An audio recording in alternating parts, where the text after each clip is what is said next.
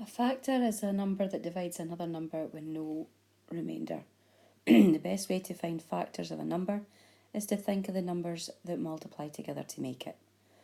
So if we want to find the factors of 24, always start with the number itself and 1. So we've got 1 times 24, 2 times 12, 3 times 8, 4 times 6, 5 doesn't work, and then we've already got 6 in there, so we're done.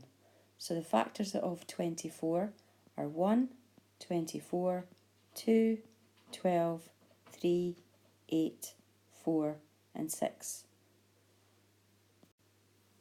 Again, if we want to find the factors of 30, we want to start with 1 and 30.